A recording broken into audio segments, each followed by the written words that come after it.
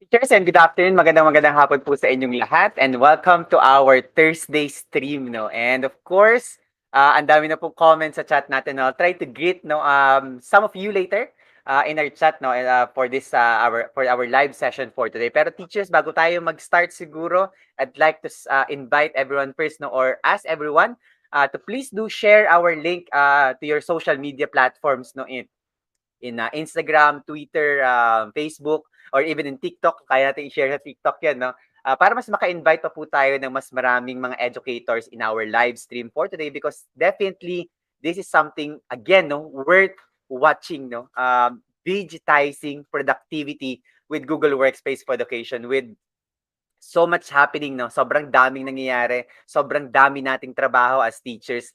How do we stay productive? And how do we use the tools around us, no? Yung mga tools from Google Workspace for Education so that we can stay on top of our game and stay productive, no? Despite the overwhelming amount of work or workload na meron po tayo bilang mga teachers. Okay, so that's what we're going to try to find out for today. Okay, but before we proceed with that, teachers, okay, I'd like to greet some of you who were early in the chat, no, in our live stream for today. So let me just greet first some of our teachers in the chat. Good afternoon to Teacher Patricia Ibon P. Katungal, Teacher, of course, Joseph Odelon Hermetanyo, okay? Teacher Irene Grabolan, Teacher Christina Turla, Teacher Rosemalen Rosel, yes, okay.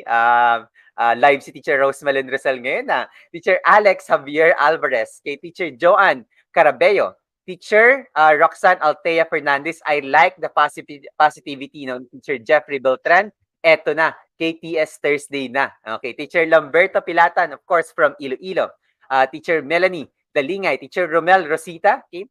Teacher Carol Sombria, Teacher Carmela Melad, Teacher Alice the Purple, Teacher Kenneth Sander, and of course, Teacher Andy Padernelia, Teacher Daniela May Macale, Teacher Janice Sinagola, Teacher, of course, Andata Villarreal, Teacher JD Mindoro, and of course, some of our student teachers, I think. Marami rin tayong mga student teachers here in the chat right now or in our live stream. Teacher Angel Rose Martin, yes, I'm claiming it for you. Kahit student teacher pa lang, magiging teacher ka na. Sure na yan, okay? Teacher Ria de la Cruz, Teacher Hitish Kumar Sharma, Teacher Mariel Prevado, Teacher Trisha Raimundo, and of course, Teacher Dominadora Edulag. Good afternoon po, no, sa inyong lahat at magandang hapon. Para po sa mga hindi ko nag-greet, a lovely afternoon, no, to all of us. Okay, at again, maraming salamat for joining us. I think marami rin tayo, no, from Ateneo de Zamboanga University. Syempre, full support tayo sa napakagaling, no, at napaka-interesting na speaker natin for today. Okay, so teachers, okay, siguro bago tayo mag-start, no, I'd like to first invite everyone, okay, mag-survey muna tayo, okay? In this pandemic, no, all throughout the pandemic, like really right now, no, in year 2022, gaano tayo ka-productive, okay? From 1 to 10, 1 being the least productive and 10 being very, very productive, gaano tayo ka-productive. So let's put that in the chat and let's see kung nasan tayo, no, okay? In terms of productivity. Okay, ako personally, I'm around maybe like 6 or 7. I think I'm still productive, pero talagang the start of the 2022 is a little bit hard, okay? Especially, no, with the increase in cases. Ayan, meron na tayong mga numbers, no. 10, 9, ang very productive naman ng mga teachers natin. Grabe, nakaka-intimidate, no. Pero again, that's what teachers are, no. Talagang teachers are always on task, always on the go, doing something. Yeah. Okay. So teachers, no, I hope that even those that are very productive already, no, and of course those who are still not as productive until this time, no, is that matulungan tayo ng session natin for today. Okay?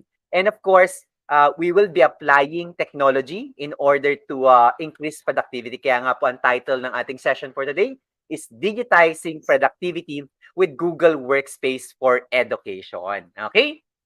Yan, according to Teacher Catherine Buendia, 7 to 10 depends on if nakapokus lang sa isang task. Siyempre, no, kaya lang, normally talaga bilang teachers, no, we are focused on so many tasks, no, multitasking. Lalo na ngayon sa work from home setup natin, no, kasi nagbabantay tayo ng bata, nagluluto tayo, naglilinis tayo ng bahay, and all other things, no, on top of our work as teachers. Okay, so let's now, of course, no, welcome our speaker for today. Pero I have the honor, of course, no, to introduce our speaker for today. So let me first read his bio note no, para mas makilala muna natin ang ating speaker. Okay?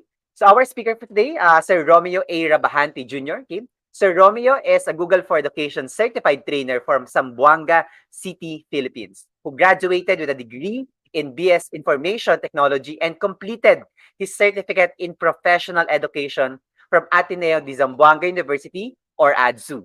He finished his master in computer graphics and animation from the Ateneo de Naga University.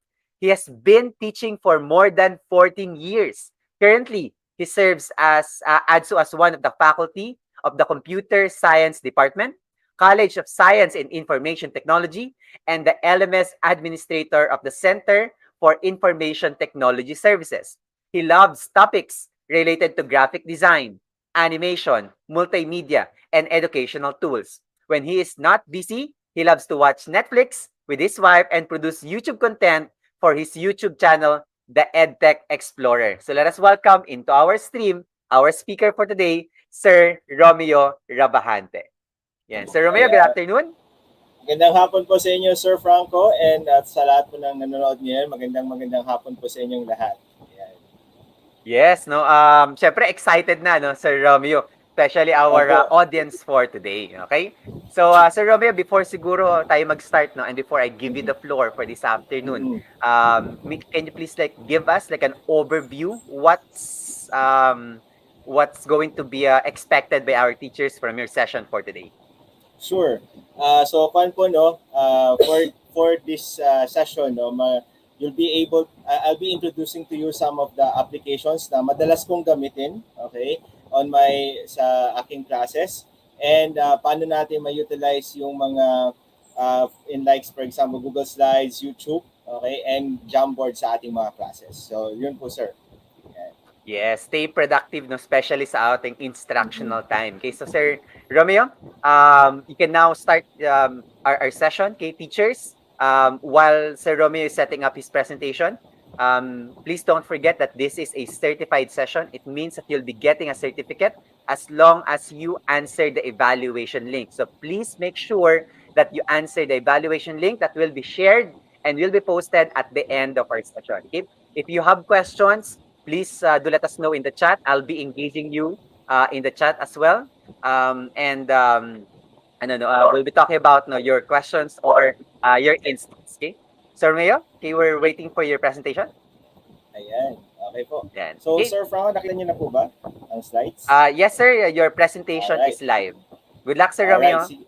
Thank you very much po. Ayan. So, magandang hapon po ulit sa inyo lahat mga teachers. So, before anything else, in our chat box po, kindly type, no, what is your favorite or most favorite na Google application? Ayan. I'm sure a lot of us has our own favorite application, no? So, kung kayo po, pagpipiliin, ano po yung pinaka-favorite ninyo, okay, na Google application na ginagamit nyo?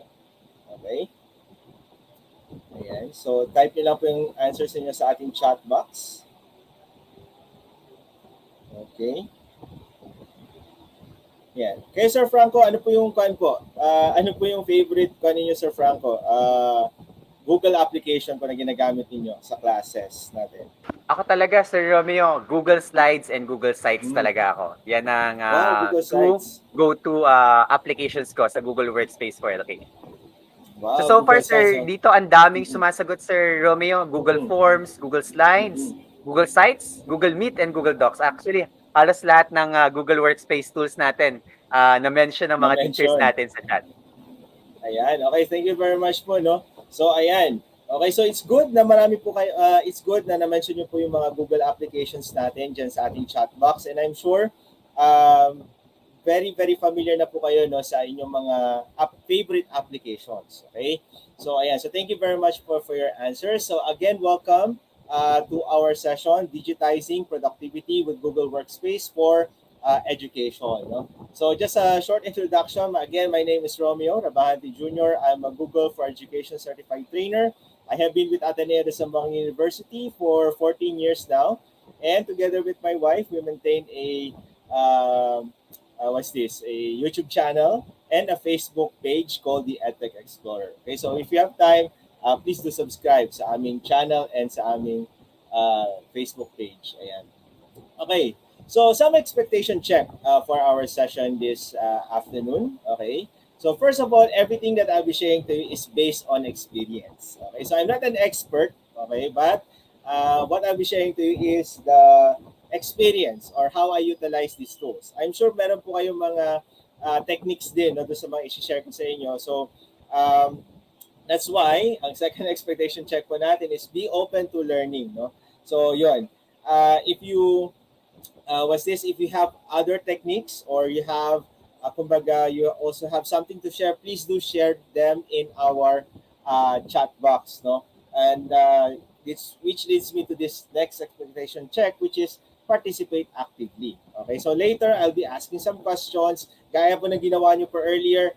Nag-type po kayo ng mga sagot ninyo sa ating chat box, so please do participate actively sa ating session ngayon para mas maging productive po tayo, no? Mas productive yung ating at mas maganda yung webinar experience natin. Okay? So yan po yung mga expectation check po natin. And whenever you see this, no, learning anchor. Okay? So from time to time, I'll be asking you to type your learning anchors in the chat box. So ano ba tong learning anchors na to?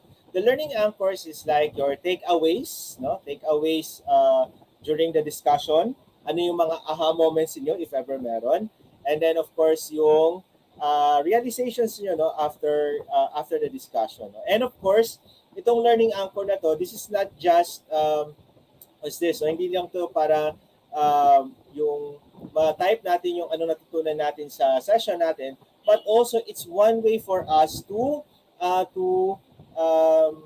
let people also know about yung anong alam natin, no? To share what we know as well. No? So let's utilize this platform as a learning environment for all of us. Mas maganda po ang mga webinar natin kung hindi lang po kayo natututo from the speaker, but at the same time, we also share what we know to our colleagues or to our friends dito sa ating sa webinar na to. No? So please do share what you know. Okay, feel free to share. No? Let's use this as our learning environment. Okay, so yan po.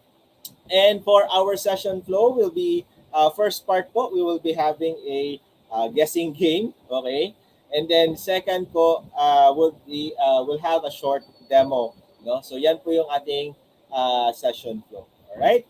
And with that, with all, everything has been said, if you are ready, in the chat box, please type ready.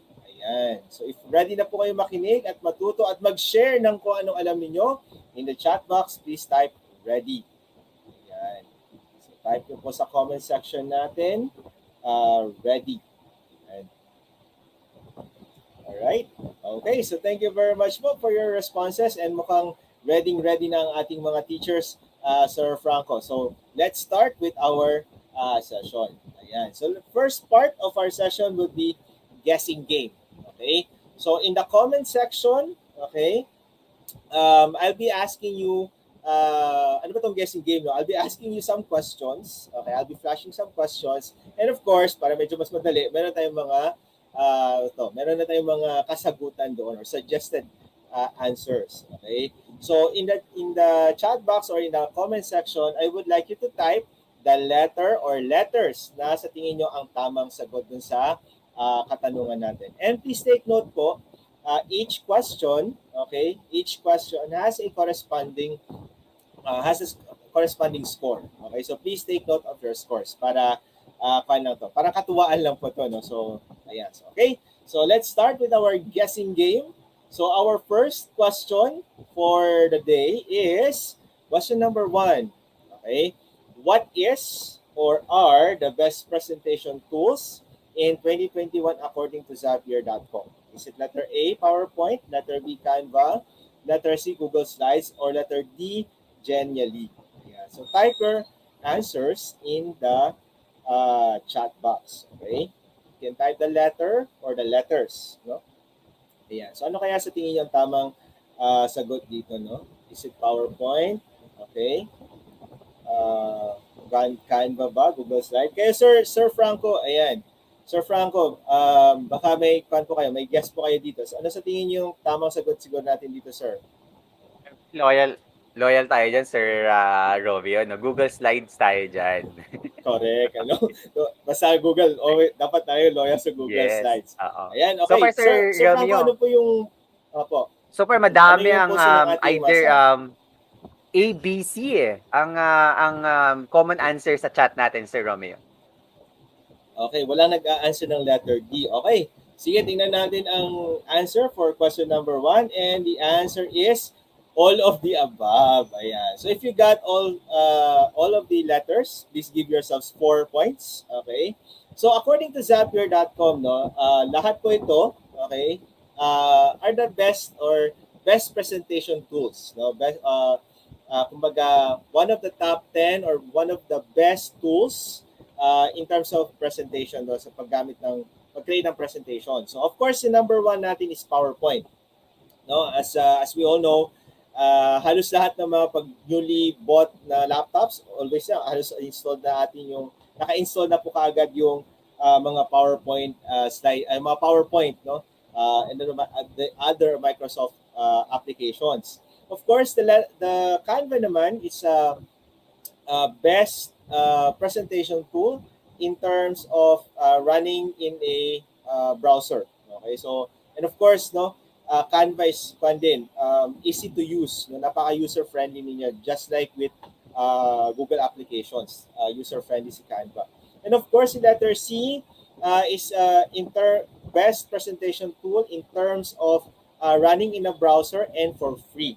Okay, so Google Slides kanya no, napaka user friendly din niya, and technically siya, napakadaling gamitin.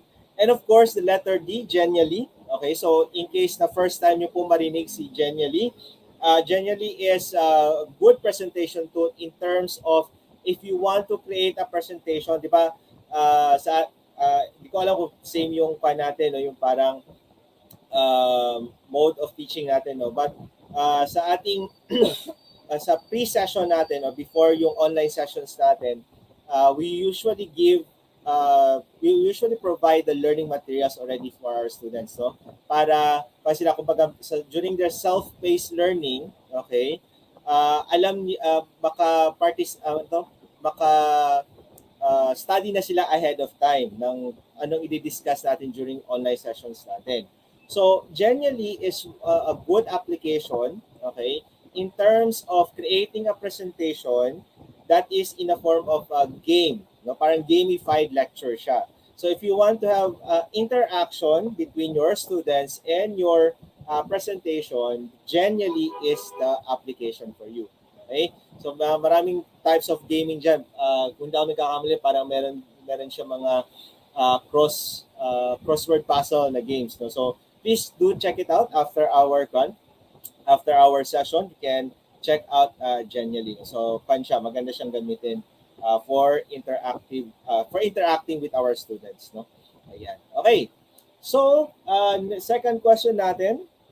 All right. So, focusing on Google Slides. Kaya kasi Google is baka focus na tayo ngayon sa Google.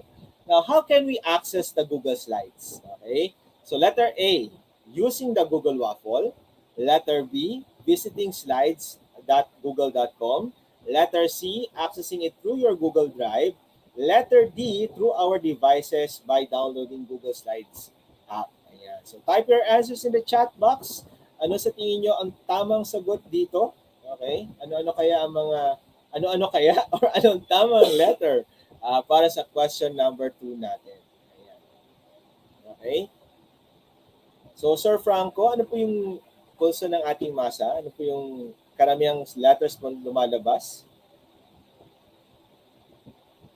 Yan, so far, Sir Romeo, we have A's, couple of C's. Yan. Pero parang mas madami ang A and C. Pero may mga A double and C. answers din, no, Sir Romeo. Opo. Opo. Ayan. Okay, so tingnan po natin anong tamang sagot for question number 2.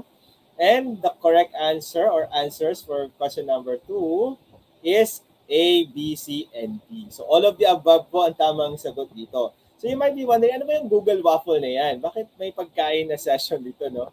Ayan. So this is the Google Waffle, yung 9 dots na nakikita natin sa browser natin. If you will put your mouse pointer on top, it's actually Google Apps, no? Yun yung pangalan niya talaga. Pero in our sa mga professional development na training summit with Google, the trainers would usually call them waffle or Google Waffle, no? So yun yung tawag nila. Ang context siguro that maybe because it looks like a waffle and waffle is somehow popular in the US. So kaya Google Waffle yung ginamit nilang term, no? But in one of my trainings, ang shinare nila, kung Pinoy context daw to, daw siya, mukhang Google kwek-kwek. No? Kasi mukha siyang kwek-kwek ng mga itlog na pinagsama-sama. Okay, so yun, pag Filipino context yan. But usually sa mga Google meetings, okay, we call it the Google Waffle. Okay, so yeah, so we can access Google Slides using the Google Waffle, and actually aside from the Google Slides, we can also access the other Google applications, so mga Gmail, Google Drive natin. It's usually present in the Google Waffle, no? Ayan. And of course, we can also go to this website. We just type slides.google.com and it will bring us to this website, no? Dito sa website nito. So nandiyan yung other templates niya. Okay, we can create blank presentation, okay, sa ating Google Slides. Another way is through our Google Drive, which is the most popular way way to access our Google Slides, no? So login lang tayo sa ating Google account, we open our Google Drive, and of course nandito ang ating favorite na Google Slides. So blank presentation, we can start with the blank presentation, of course, with from starting with a template. Ayan. And of course, which is most probably one of the reasons why it's one of the best presentation tool is because pwede din natin siya ma-access through our mobile devices, no? So all we have to do is just to download sa ating Play Store or sa App Store yung Google Slide application, and we can already utilize it sa ating mga devices, no? So ito yung maganda sa Google Slides. It's very, very accessible, no? Mapa laptop ka, mapa desktop ka, mapa mobile device ka, no, tablet or whatever, madaling gamitin si Google Slides. Ayan. Okay, so ayan. So that's for the question number 2, no? And now we proceed to question number 3. Ayan. Okay, question number 3. Aside from being part of the Google Workspace, okay, Google Slide is also what? Okay. Letter A, designed for collaboration. Letter B, works like a PowerPoint. Letter C, okay, runs in your browser for free.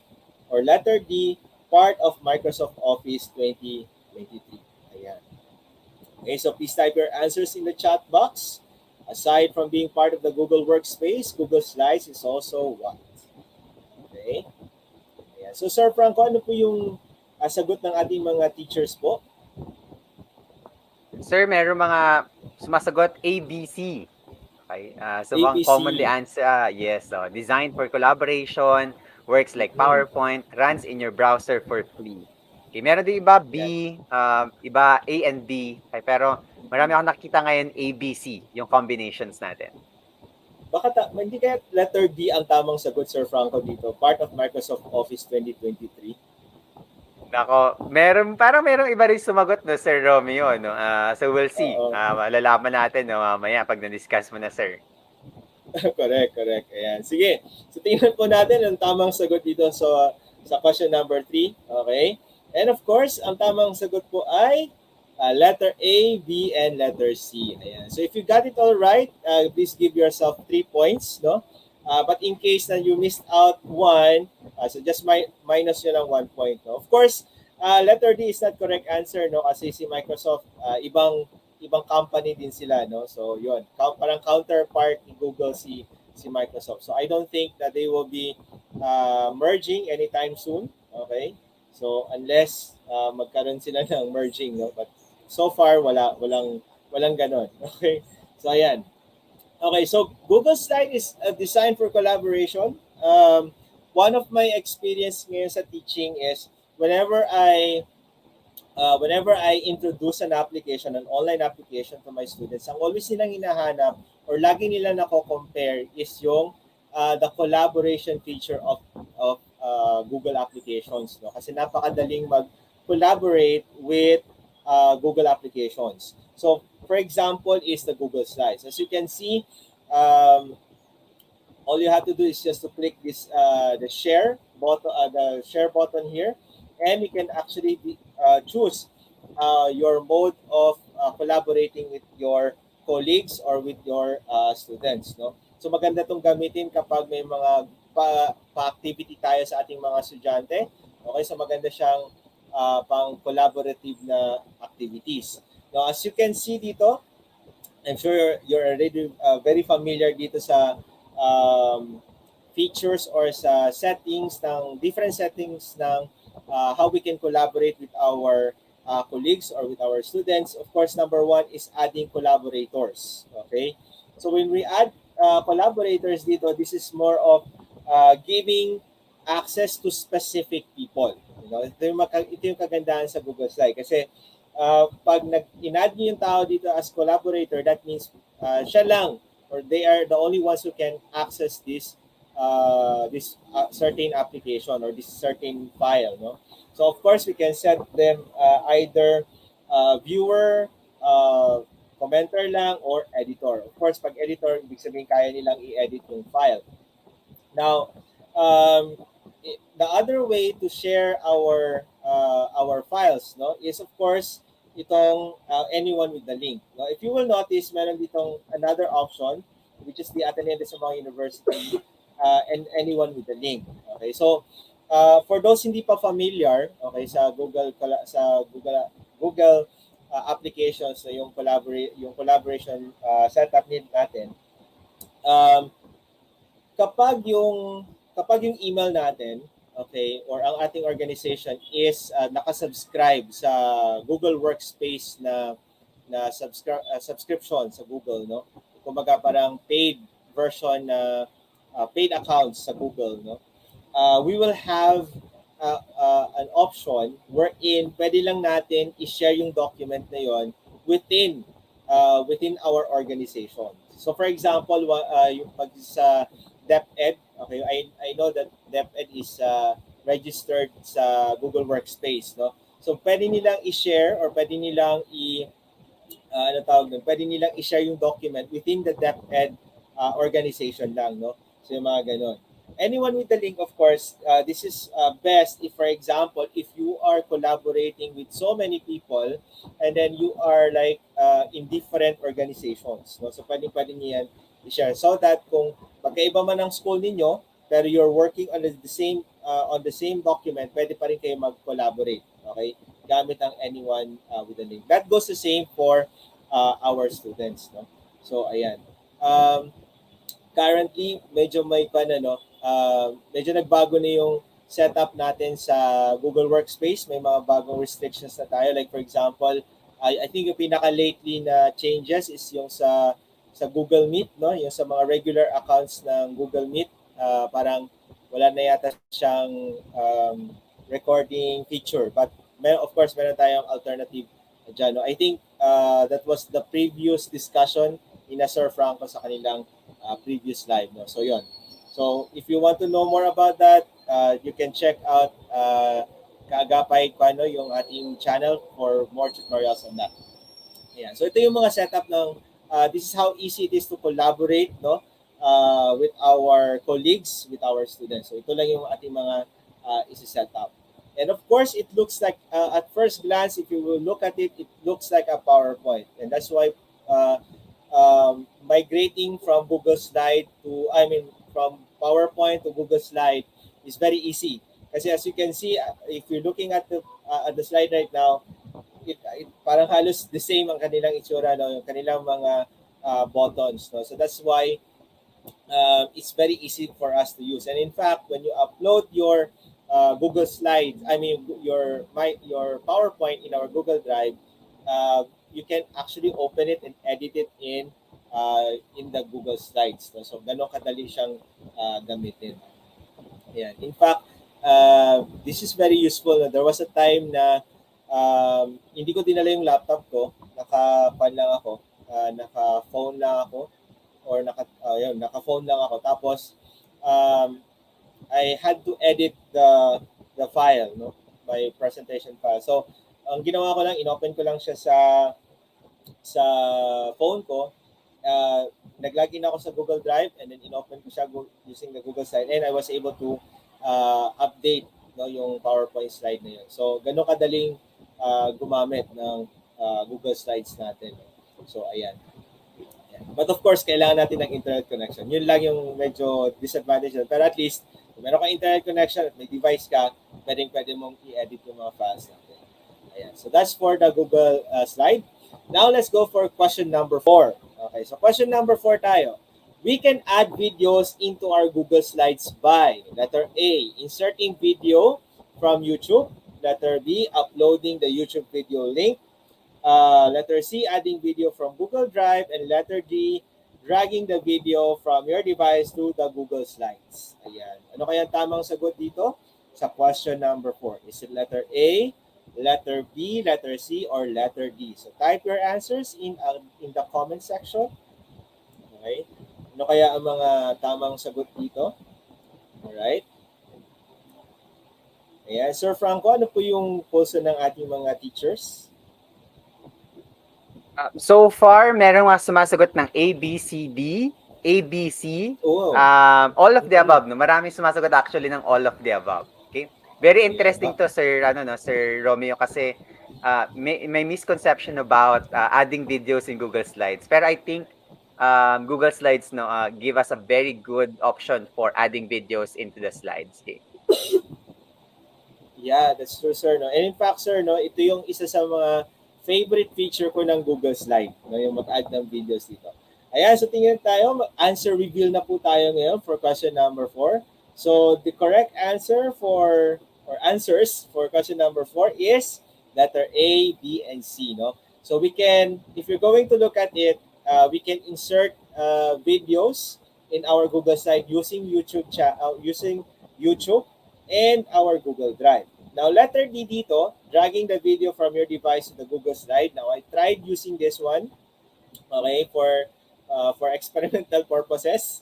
And it so happened na hindi siya pwede, no? As of the moment, hindi pa pwede, or at least yung tinry ko siya, hindi pa pwedeng i-drag ang video from your desktop, okay, or from your device going to the Google Slide. Pero kung image, okay, kung image siya, pwede. Okay, from your local drive to the Google Slides, pwede ang image. Pero pag video, so far hindi pa pwede. Pero baka malay natin, no? Kasi ang maganda rin kasi sa Google applications natin, they constantly evolve, no? Constantly sila nagde-develop ng mas maganda, no? Nag-level up parati. So malay natin in the next coming days, baka pwede na. Okay, so ayan. So how do we add videos in the Google Slides? So, napakadali lang po niya, no? It's as easy as 2 steps. All you have to do, of course, all you have to do is first you have to be on your Google Slide and click insert and click video. Okay? So ganun kadali lang po natin, ganun lang po tayo kadali mag-add ng video sa ating Google Slides, no? We go to insert and then video. Now, once you do that, okay, it will provide us 3 options, no? 3 options on how to upload videos to our Google Slide. Now, the first way is through our YouTube, no? First way is within the Google Slide, okay, pwede tayo mag-search ng YouTube videos. All you have to do is just to type the keywords dito sa search button, and you can type and then you can press enter, and then lalabas na doon yung mga choices natin. Okay? So lahat ng mga videos na related dun sa keywords na tinype natin dun sa search button will also be displayed. And all you have to do is just to select the video that you wish to use for your Google Slide. The other way is ito, kung alam natin yung YouTube link, no, ng video mismo na gusto natin gamitin, doon lang, i-paste lang natin dito yung URL ng video na yun. Now, in case that ayaw nyo gumamit ng video from YouTube or ayaw nyo, wala kayong uploaded video sa YouTube channel ninyo or sa YouTube account ninyo, you can also use the Google Drive. Okay? So all you have to do is just to upload your videos, okay, in your Google Drive and insert, access your Google Drive, okay, and click the video and yun na yung magagamit nyo for your Google Slides, no? Now, these are the ways for us to upload videos in the Google Slide. Now, I tried uploading videos from other video sources, no, aside from YouTube, no. Pero ang pan lang, pwede ka naman maglagay, kaya lang ang pinagkaiba niya, hindi lumalabas yung thumbnail na video. Okay? So, ang lumalabas lang doon is yung link. Okay? So, if you want that your students or your colleagues to see the thumbnail and play the video within the Google Slide, okay, then the best way to do it is to use YouTube and your Google Drive. Now, please take note po, teachers. Okay? Now, I'm sure a lot of us have been utilizing YouTube for our video references for our students to watch, no? And also, of course, for reference for our lecturing. Now, please make sure lang po na yung mga videos na ina-upload po natin sa ating mga sa Google Classroom ba or nilalagay natin sa Google Slide, make sure that you have verified it, no? Or na-review nyo yung entire video, okay? So that you are sure na that the content of the video is actually match, no, to your syllabus or to your learning outcomes for that particular session. So napaka-importante po nun. So you have to verify, watch it, and then make sure that swak siya dun sa learning outcomes niyo. And of course, when you choose video, as much as possible, you choose less than 10 minutes, no? Preferably siguro 2 minutes, no? Basta 10 or less na video. Ako minsan guilty ako doon, no? Nagigilty ako doon kasi sometimes what I upload in my LMS, no, minsan more than 10 minutes ang na-upload ko. But yun lang, although yung minsan napo-force ako kasi yun ang complete eh. But sometimes the students doesn't want to watch more than 10 minutes na video. So as much as possible, choose or use videos that are 10 or less, no? Lesser na minutes. Ayan. Okay? So, once you have selected your videos, okay, going back sa ating discussion, once you have selected the video or nalagay nyo na yung link, okay, it will look something like this, no? Ayan. So, for example, if you use the URL, which is usually ito yung ginagawa ko, you just paste the YouTube link here, and you will have this thumbnail, okay? And of course, the next step is to you click the select button.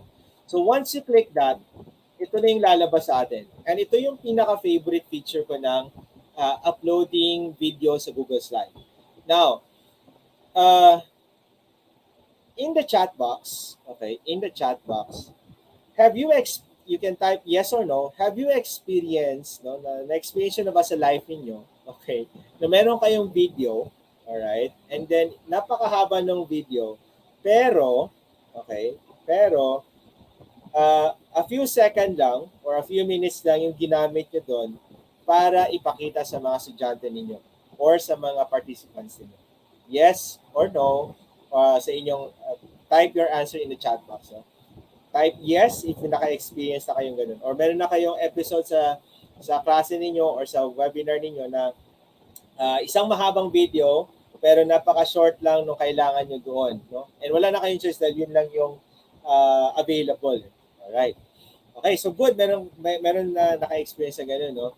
So, Google Slide actually provides us an option wherein it will help us kumbaga, splice a particular video, no?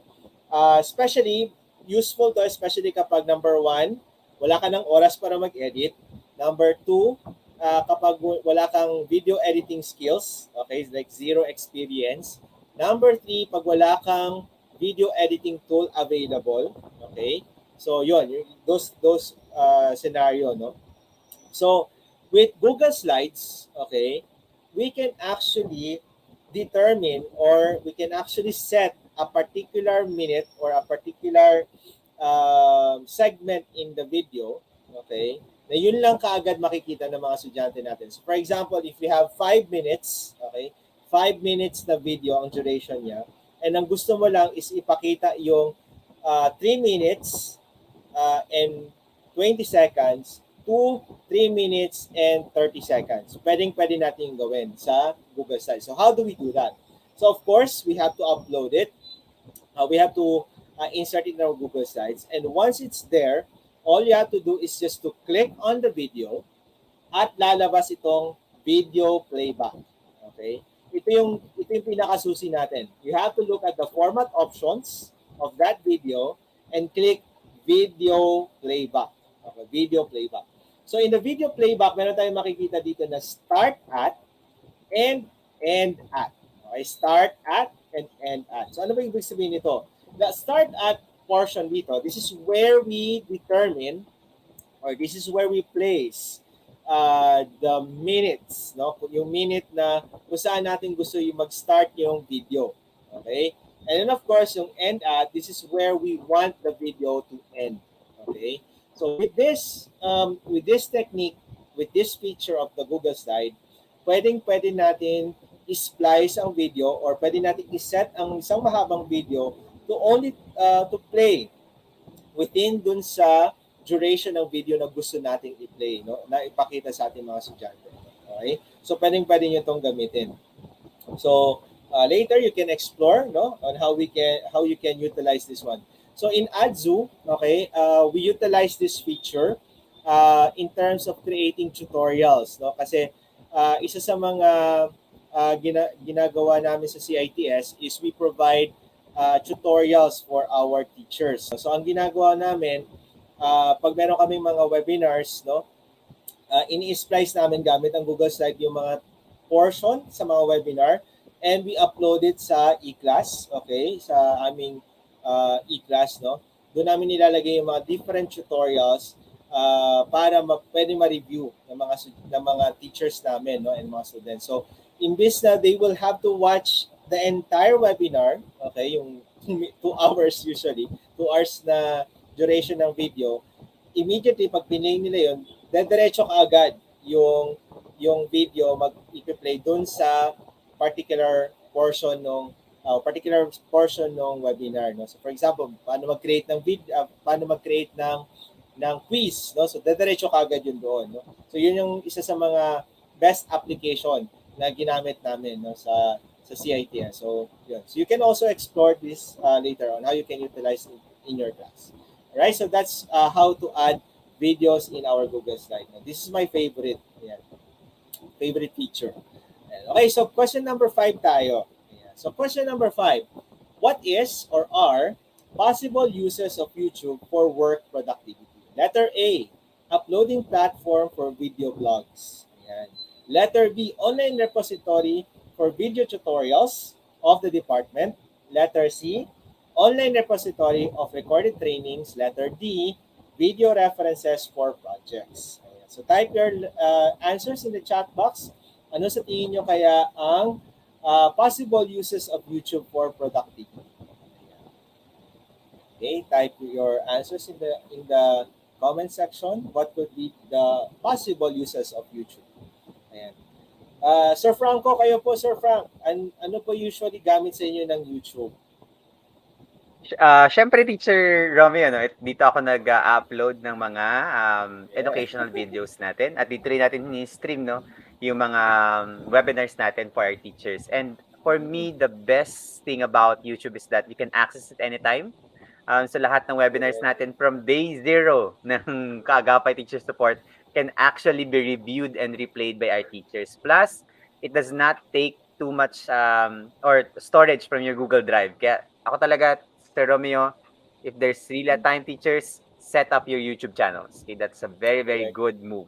Uh, Yeah. Yeah. Sir Franco, ano po yung mga sagot po ng ating mga teachers po? for this, sir, marami B. Okay, online Oh, repository for video tutorials of the department. Ayan. Okay. Meron din mga ayan. sumagot ng ABC, A, Sir Romeo. Ayan. Thank you po, Sir Franco. No? It's good to know na marami sa inyo na sumasagot ng letter B. No? Kasi pwede talaga siyang gamitin. No? It's very, very useful sa ating department. No? So, ayan. Okay, so the answer for question number 5 is all of the above. But of course, these are not limited to only these things. So, marami pang pwede siyang gamitin. It's just parang imagination na lang natin saan natin siya pwedeng gamitin. No? So if you got it all right, please give yourselves 4 points. But if meron kayo na-miss out na isa, the minus points lang yan. Okay? So, ayan. So, napakadali, no? Gaya sinabi ni Sir Franco kanina, no? Napaka-useful ni YouTube sa atin mga teachers. No? And I think you would agree because of what happened no, sa ating nagkaroon tayo ng pandemya and all that stuff. No? Maraming biglang dumami ang mga YouTube creators, no? Maraming nagkaroon ng YouTube channels kagad and try to utilize the platform, no?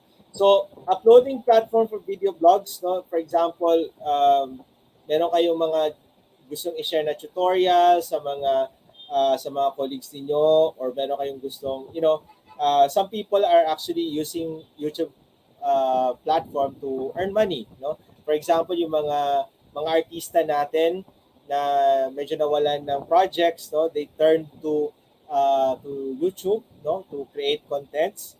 And also yung mga iba na meron tayong mga kababayan, no?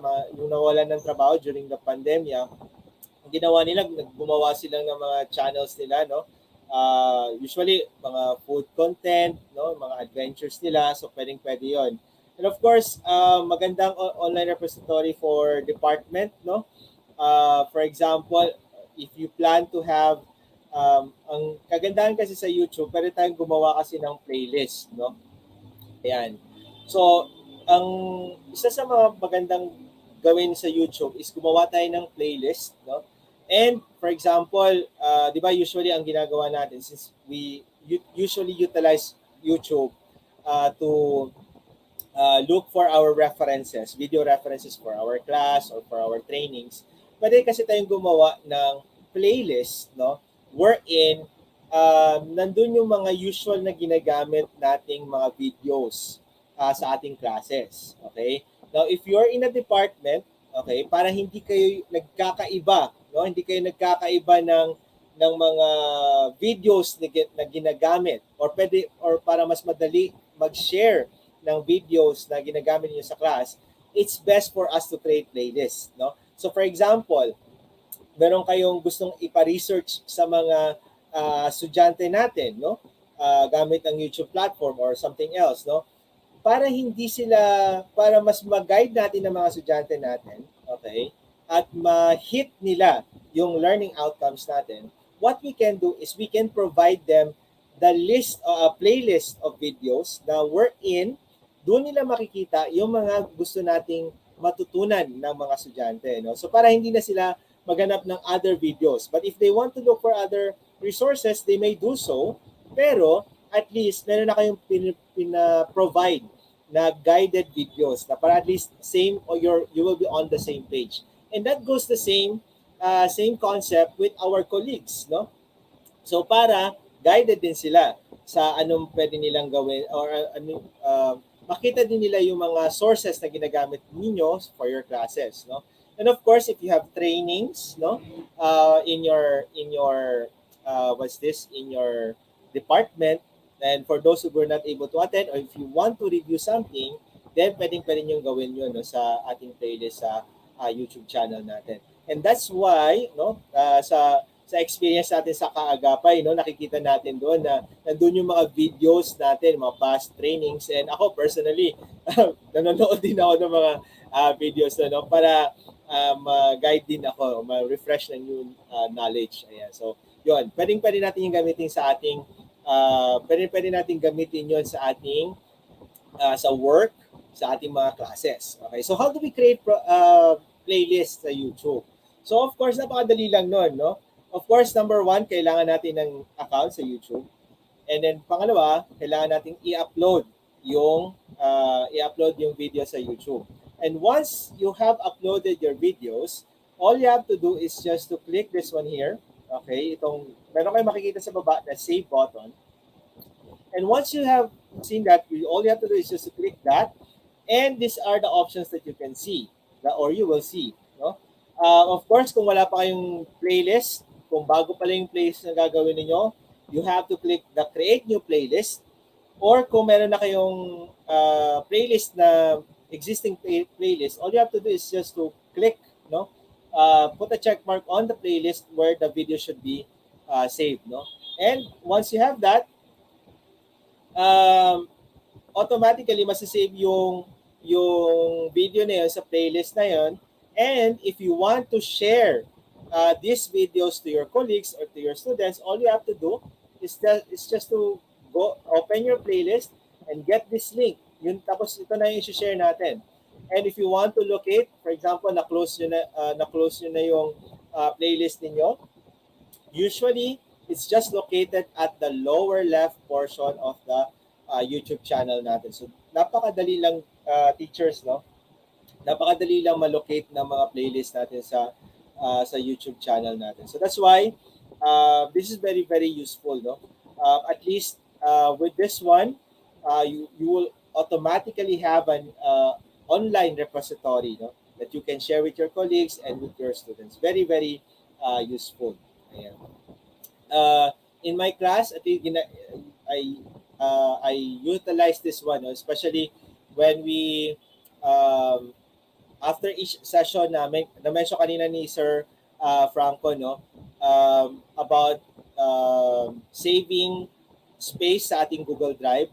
Now, before, I used to upload my recorded sessions with my students sa aking Google Drive.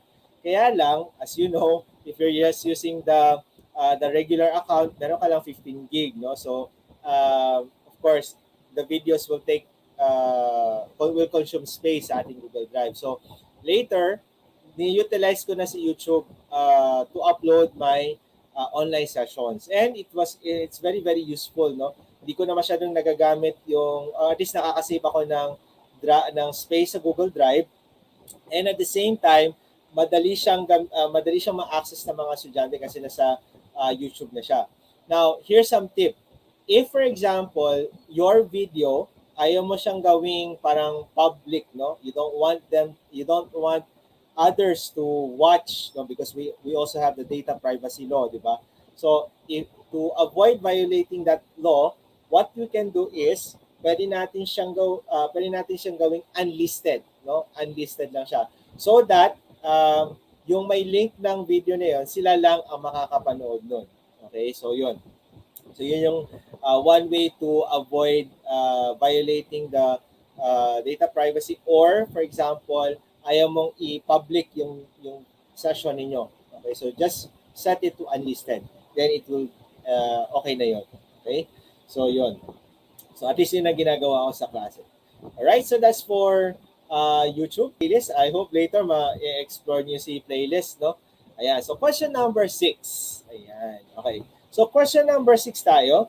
What is or are possible Google Workspace tools for group meetings? Ayan, so kindly type your answers in the chat box.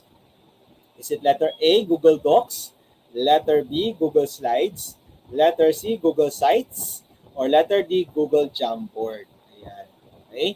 So ano kaya ang tamang sagot for number 6 dito? Okay? Okay, what is or are possible Google Workspace tools for group meetings? Okay. So Franco, ano po yung pulso ng ating mga teachers? So far, may nakikita ako na all of the above. These, several C's po, Sir Romeo. No? So medyo medyo scattered ng konti. No? Pero Ayan. parang madami na nagdi-D ang sumasagot. Okay. Sumasagot niya Yeah. si Google Jamboard. Ayan. So actually sir, no, favorite ko yan si Google Jamboard gamitin sa klase aside from Google Docs and Slides. Ayan. So tingnan natin ang tamang sagot dito. Ayan. Okay, so the correct answers are letter A, B, and D. Okay, so kasi ang kuha natin dito is best for Google for group meetings, no? Google Workspace tools for group meetings. So, of course, alam na natin si Google Docs and Slides. Maganda siyang gamitin for collaboration, especially when you work on the same document. Now, Google Sites is a different thing. Iba yung application niyan. Ang Google Site is more on the creating parang gumagawa tayo ng website dyan sa sites, no?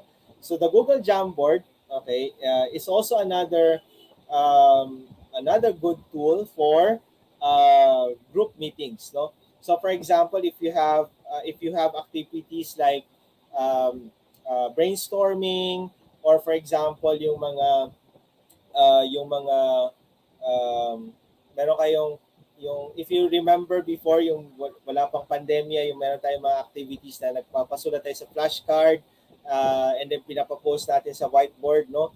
And then ginugroup natin yung mga ideas nila, no? So Google Jamboard, we can actually do that with Google Jamboard, no? So mamaya papakita ko sa inyo paano for those who are not yet familiar with Jamboard, pwede natin gamitin to for brainstorming, for collaborative activities, no? So napaka useful niya sa ating useful siya sa ating class activities, no? So yan. Mag-i-enjoy kayo sa Jamboard para dun sa mga hindi pa po familiar. Okay? So yan. So question number 7, ito pala yung itsura ng Google Jamboard, no? So the Google Jamboard is as easy it is, no? Ito yung to create mag-create ng pages, okay? At ito yung mga tools na for Jamboard, okay? Ito yung stage natin. And of course, dito yung mag-share button natin, no? So for those who have tried Jamboard, I'm sure you would agree with me na napaka entertaining nito gumamit ng Jamboard, kasi especially pag sa mga brainstorming, maka-upload tayo ng mga images, okay? And of course, we can also search within the document. So yan, very very useful si Jamboard. Ayan. Especially pag meron mga technopreneur classes or mga technopreneur, pwede nyo itong gamitin, no? Brainstorming. Okay. So we go to the last question, which is question number 7.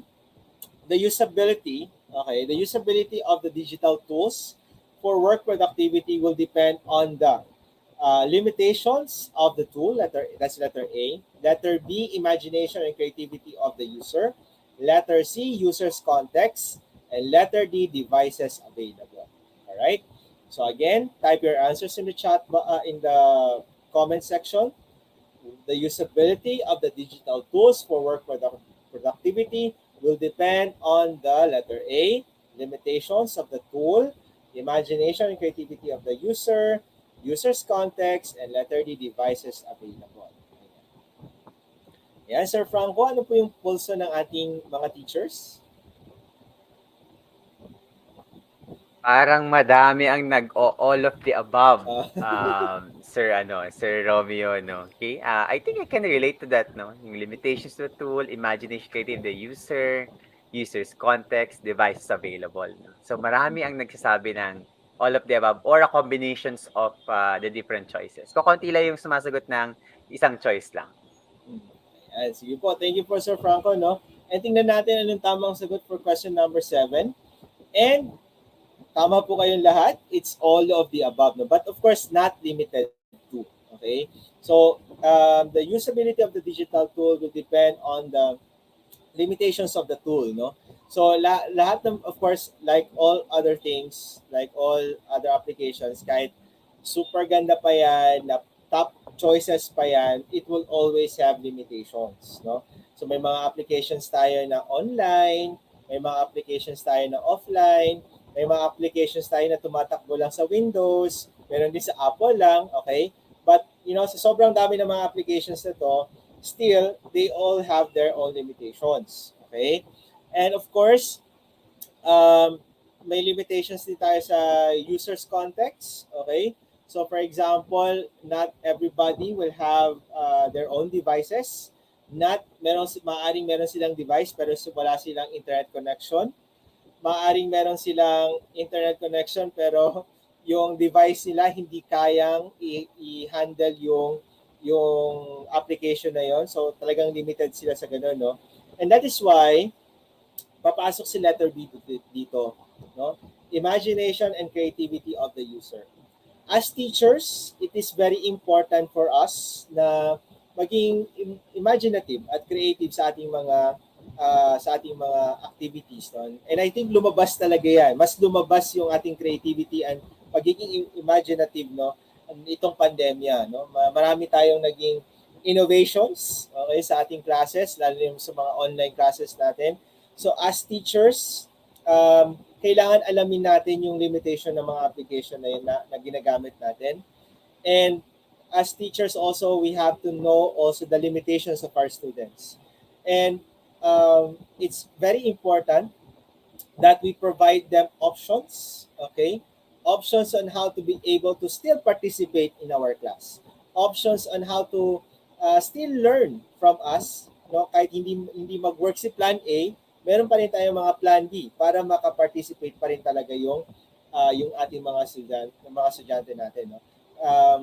Para kumbaga no student left behind, kumbaga. So that's why it's very important for us to know our the applications, no, and to level up, keep on leveling up, no. Kaya meron tayong mga ganitong klase mga platforms, no, na meron tayong kaagapay, meron tayong mga pa-inset, no, sa ating mga schools, no, webinars, no, so that we keep on learning, we keep on leveling up, so that we can provide our students with a better learning experience for them. No? Kahit limited ang kanilang access sa internet or sa devices ba, still maka-learn pa rin sila sa ating mga classes. No? So, ayan. Alright, so that's question number 7. If you got it all right, please give yourself 4 points. And count your scores po, please, teachers. Okay? So, ayan, katuwaan lang po ito ha. If you got it all right, if you got a 25 points, you are a grandmaster. Kung kayo ay nasa 2024, you are a master. 15 to 19, okay, professional na po kayo. 10 to 14, you're apprentice. 1 to 9, you're a novice. Pero if you got all wrong, wala kayong tamang sagot, probably nagbigay lang kayo ng chance, no? For others to shine. Okay? So, this is just for fun po, teachers. Okay? So, count your scores. Ayan. Okay. So, feel free po to share kung anong level po nakuha ninyo sa ating guessing game. Ayan. So, I can see apprentice, I can see a master. Ayan. May professional din po tayo sa ating mga, may master tayo. Alright, sige. So maraming salamat po, teachers, for your active participation. We really appreciate your answering, no, sa ating comment section. Ayan. Okay.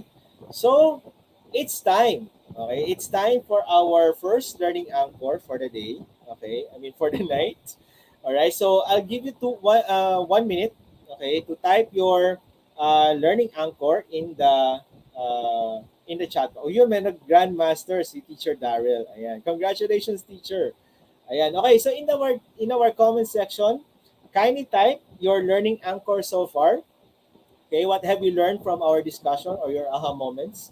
So yun, please type your answers in the chat box. Alright, so 1 minute to type your answers, and then later I'll be asking Sir Franco to read some of the learning anchors natin.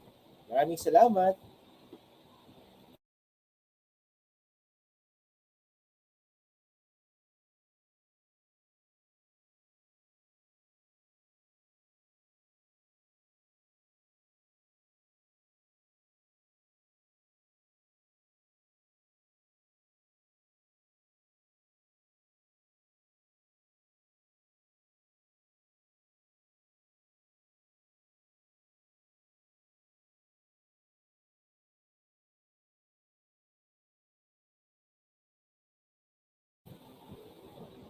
Ayan. So while you're typing po, no, Sir Franco, ayan, meron po kayong gustong i-share, no, or your insights po, no, during the discussion po kanina.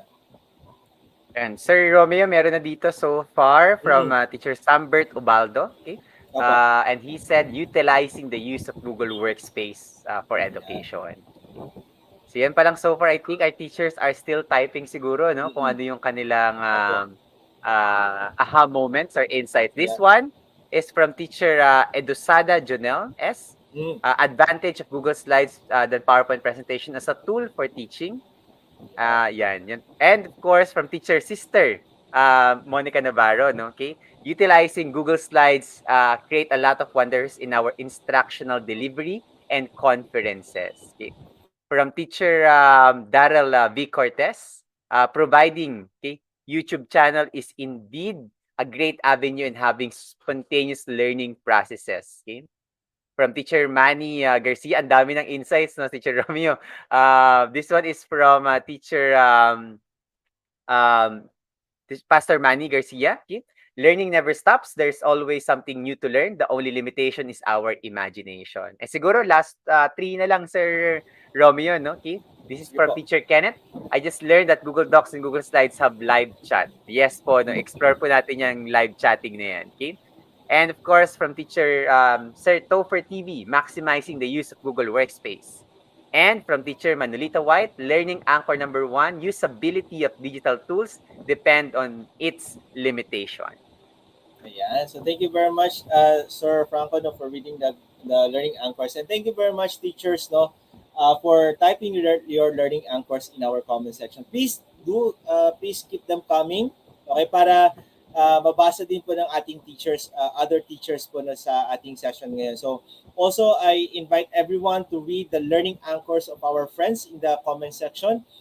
This is one way for us to learn from each other. No? Remember, this is a learning environment. Yeah, so let's share kung anong natutunan natin, no, sa ating session. Or kung meron kayong gustong i-share, gaya ng ginawa kanina yung about sa live chat, no, ng Google Docs, yan, type po natin dyan sa ating comment section. Ayan, so thank you very much po for your first learning anchor for the day. No? And as next part po natin, we'll have the short demo. Okay, so let me just stop my share for a while. And let me open another one. Okay. So, share ko lang po.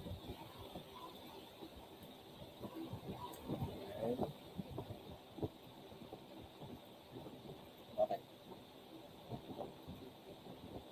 Ayan. Okay. So, Sir Franco, can you see, is my window clear na po ba? Nakikita na po ba yung aking window? I mean, Yes, aking... sir. It can be seen na po. Okay. All right. So, thank you very much po.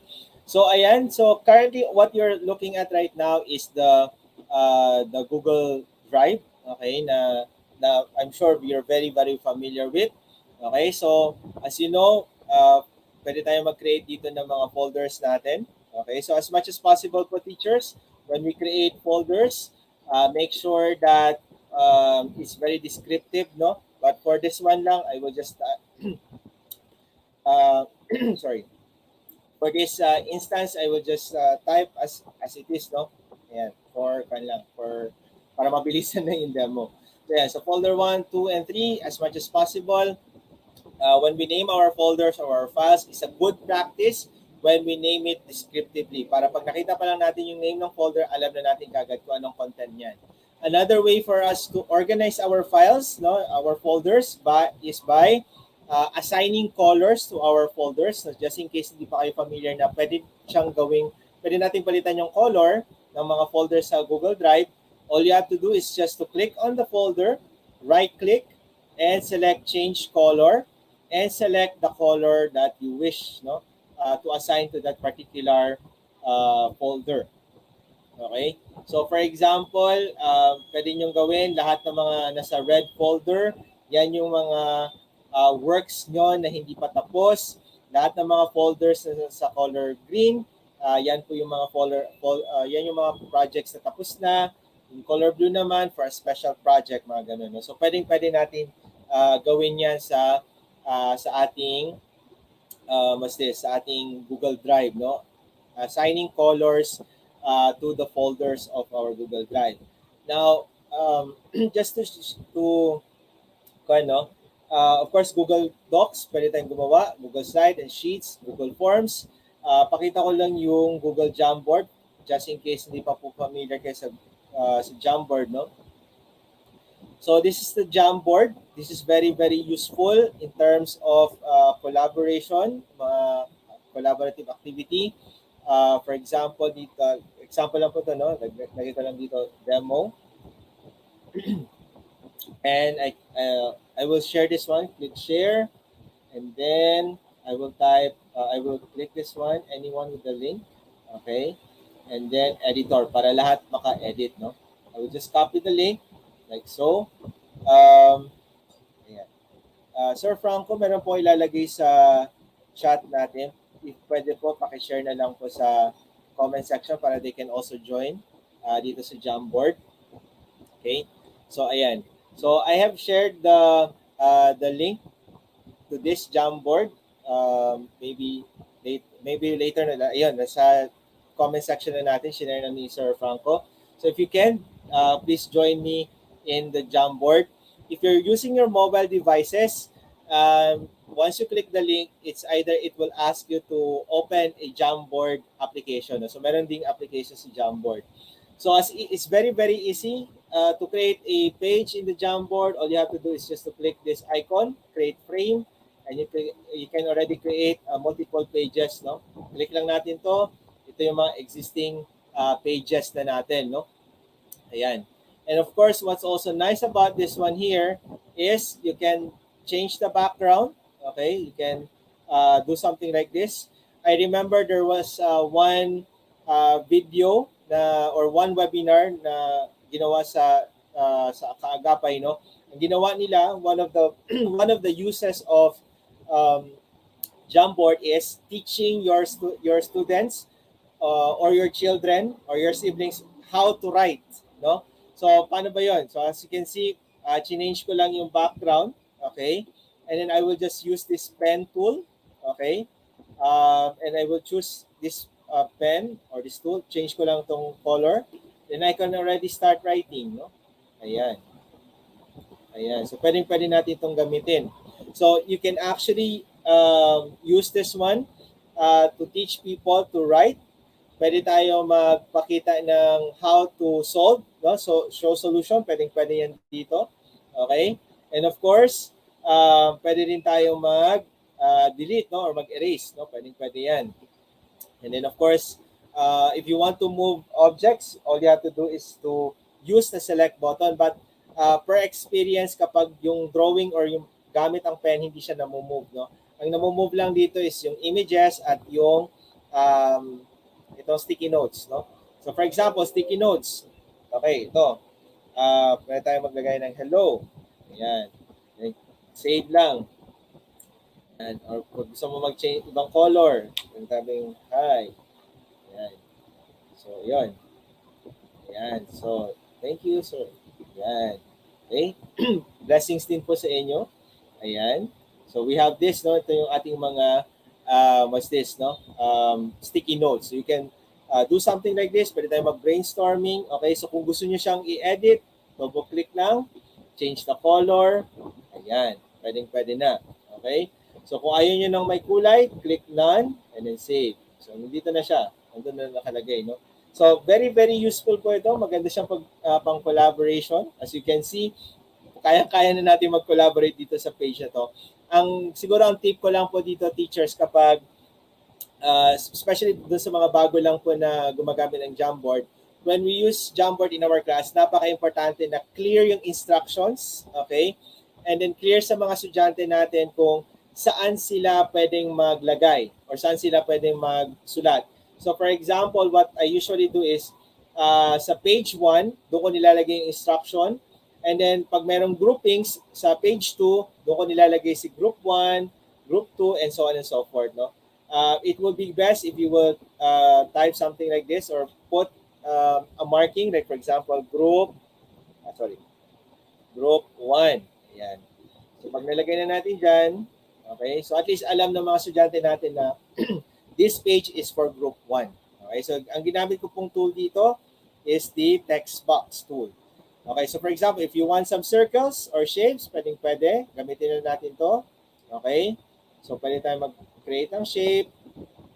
Okay, kung gusto natin silang pa-drawingan ng parang tao, pwede, as you can see. Okay, pag gusto natin palitan yung color, ayan. And then, yung fill color, ayan. Okay, as you can see, pwede natin siyang gawin ganito, no? And then, for example, gawa tayo ng parang kamay, no? Ayan. Example, yan yung kamay na ginagawa natin. No? So, sorry po teachers, medyo madalian yung demo. Ayan. Okay, so yan. May tao-tao na tayo dyan. No? So, depende na sa inyo. Depende na sa mga users, no? Paano nila gustong i-design yung kanilang, yung kanilang characters. No? So, pwede tayo magpagawa ng storyboard sa ating mga estudyante gamit ang Jamboard. No? So, again, it's just imagination how you can use the Jamboard or how you can utilize Jamboard in our classes. As you can see, it can be used for teaching them how to write. You can use it for brainstorming. You can use it for creating storyboard, no? Mga ganun, and a lot more. Depende na sa inyo kung paano nyo siyang gustong i-utilize. No? So, very, very useful. So far, in terms of colors, no, you might be wondering bakit konti lang yung colors, no? So yan pa lang yung mga colors available sa Jamboard, no. Wala pa sila mga multiple colors. Maybe later sa sa pag nag-upgrade ulit ng Jamboard, baka may bago ng additional colors na. But so far ito yung ginagamit na colors. And of course, this one also is a nice a nice feature, which is the laser. Okay? Medyo nakakatuwa to kasi pag nag-present ka, meron ka parang laser pointer. Ayan, so parang, this is hello class, this is hi, this is a box, this is a human being. So mga ganun, medyo cute yung laser pointer na nakikita natin. Automatic siya nawawala. No? So ayun. Yun. So I hope na nag-enjoy kayo sa Jamboard. No? So that's how we can use Jamboard in our class. I hope you can really utilize this one. No? So ayan. So that's Jamboard. All right. So for the yung for my last demo, no, one of my favorite things in Google Drive is but before that, yeah, ito muna, side story muna. Sometimes darating sa buhay natin na kakailanganin natin yung isang template, okay, or gusto natin ng isang template, kaya lang nawawala na siya. Or isang document na kailangan natin ng template, but sometimes yung scanned document na lang ang nakikita natin. Or sometimes we need to encode so long, na masyadong mahaba na document, okay, at alam natin na medyo nakakapagod mag-type. Okay? But, ano ba ang mga possible solution doon? And then, for example, meron kayong scanned documents, like for example ito, and then you want it to be editable, okay, or gusto natin siya na i-edit, all right? So how do we do that? Okay? So in Google Drive, we can actually convert images, scanned images na may mga text, okay, and convert it into a editable document. Okay? So pwede natin gawin. So for example dito, sa mga hindi pa po nakakaalam, pwede po natin i-convert itong scanned document na to into an editable document. So how do we do that? Of course, number one, upload it in our Google Drive. Second, place your mouse pointer on top of the file, right-click, click Open With, and click Google Docs. Ito. Ayan. So once you open the Google Docs, okay, so allow time muna for it to appear. Okay. So ayan, no? Ito na yung document version ng scan image. Ito yung scan image, alright? At scroll down tayo, nandito na yung editable document. So share ko lang po ito. Share. And then, lagay ko dito prompt editor. Okay, copy link. Sir Frank, I will share again the link sa chat box natin. Ayan, para you can join me in this document. So ayan, no, as you can see, itong scan document na to, pwede na siyang ma-edit, no? Okay? So ayan, dito na to. So if you want to set this one to a bigger font, pwede. Change it to another color, pwede. Okay? This way, okay, it's very easy for you. Don't have to type the document from scratch, okay, because it's already there. Now, ito na yung catch dito. Sometimes, ito yung sinasabi ko na isa sa mga limitations ng technology, no? Sometimes the conversion will not be that perfect. Okay, it will not be that perfect. But what's nice about this one is you don't have to start from scratch. And all you have to do is just to double check the content from the image to this editable file already. So pwedeng-pwede nyo na itong gawin. No? Pwedeng-pwede nyo na siyang pwedeng-pwede nyo na siyang i-edit kaagad. No? And of course, ito yung sinasabi kanina ni Sir na as this yung live chat natin. Saan ba yun? Okay. Comment all for all.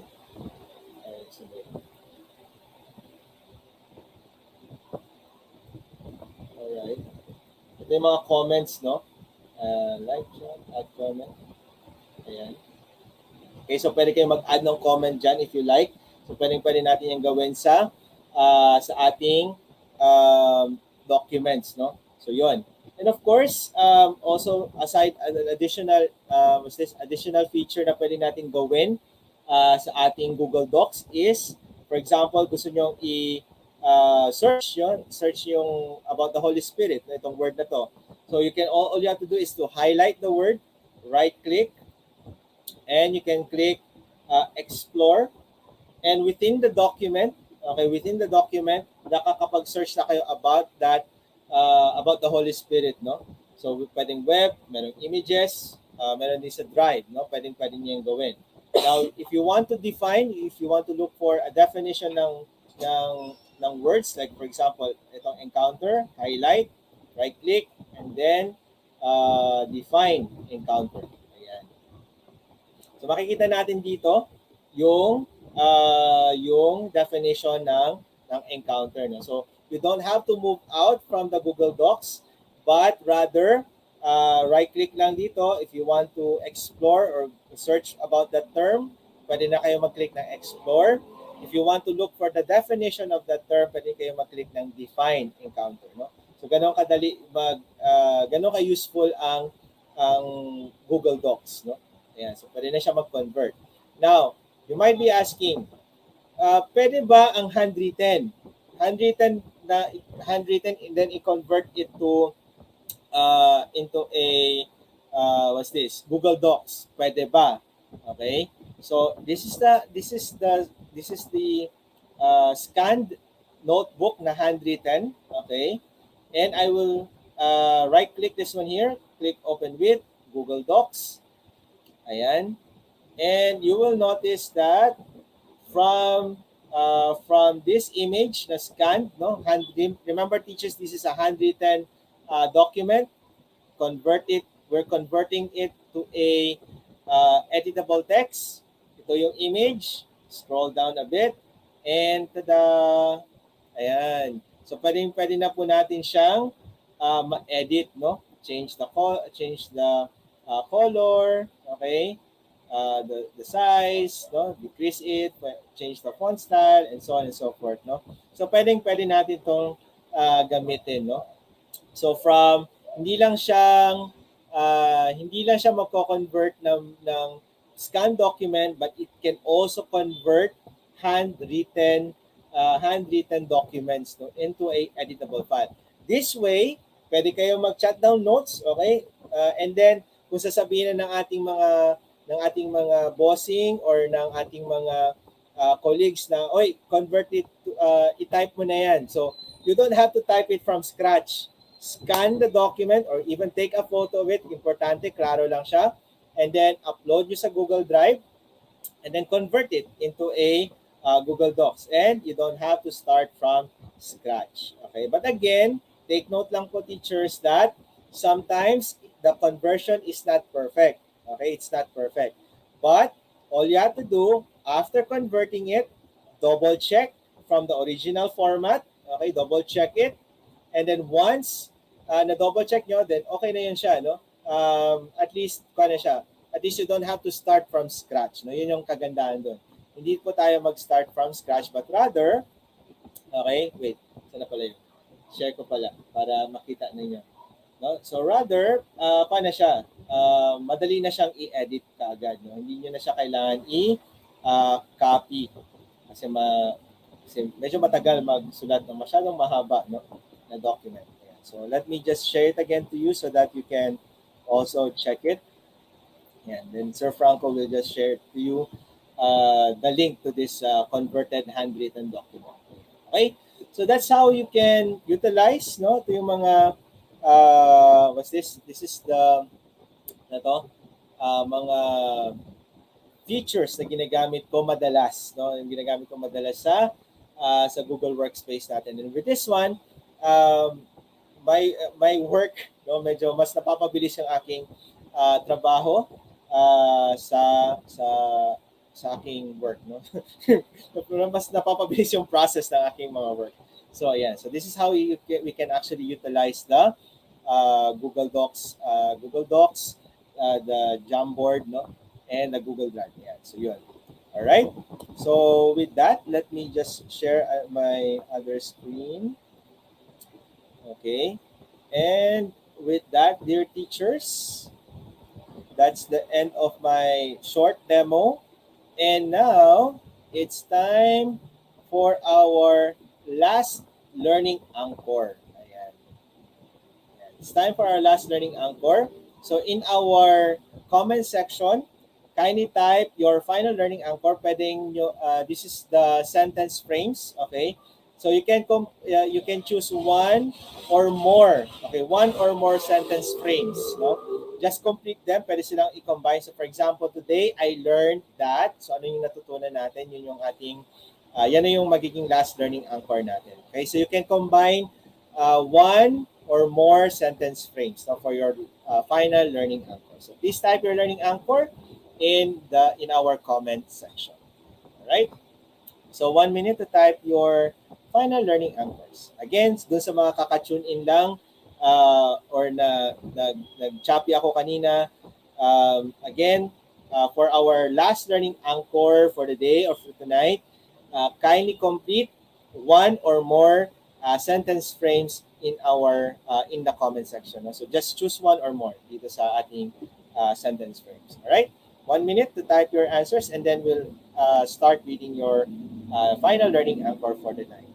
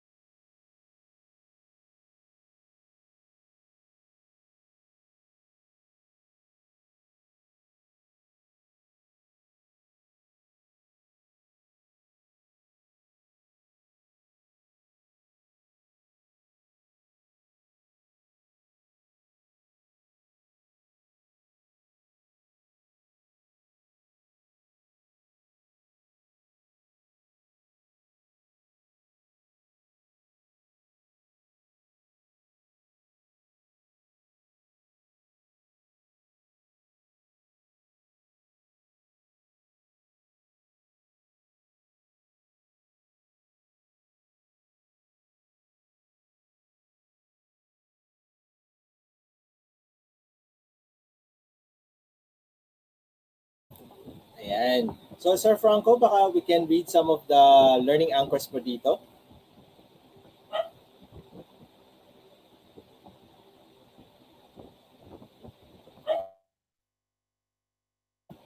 Sir Frank, parang nakamute po yata kayo, sir. Today, I learned about converting scanned documents into editable Google Doc files. Okay? Teacher Edna Ricafort, today I learned very helpful tool to convert handwritten text to Google Docs. Okay? And I think mostly, no, that's one of the things that they appreciate. Okay? This is from Teacher Kenneth Zander Haluthot. Today I learned that how useful Jamboard and Google Docs are. Okay? And Teacher Rose and Rosanes, I will continue to explore the Google Workspace for use in class. Okay? And Teacher Dean Clifford Huame, I will continue to study more because I want to learn more. Okay. And this one from Teacher Sunbert Obaldo, I will continue to explore more features of Google Workspace because it's very useful. And from Teacher May Baisa Versosa, today I learned that Google Workspace for Education can facilitate easy and efficient work for teachers and students alike. Ayan. Okay, so thank you very much po, Sir Franco po, no? And thank you for our teachers who shared their learning anchor, no, for the night, no. And I encourage everyone to read as well the final learning anchors of our friends in our comment section, no. So, ayan. So as you know, teachers, no, yung natutunan po natin tonight is just one of the many possible applications ng Google application na Google Workspace sa ating work. And it's not only just applicable in Google Workspace, but it's also applicable in other types of applications that we use, no? So this is just one way. I'm sure meron din kayo mga other strategies, maraming din kayo mga other tools na ginagamit for your work productivity. But this is just one of the techniques, no? And that is why it's very important to highlight teachers na whenever we're new in a particular application or in a new environment, napaka-importante po, no? Napaka-importante po as part of our teaching strategy is number one, we plan, no? Napaka-importante na to remember na whatever we do, kung ano man yung plano natin, anong gusto natin gawin sa ating mga classes, is very, very important to plan. Plan first, no? Plan yung mga dapat nating gawin. Ano ba yung mga gusto niyo mangyari sa klase? You plan our activities really well. What tools are we going to use? What are the learning outcomes that our students or colleagues needs to learn after our session, no?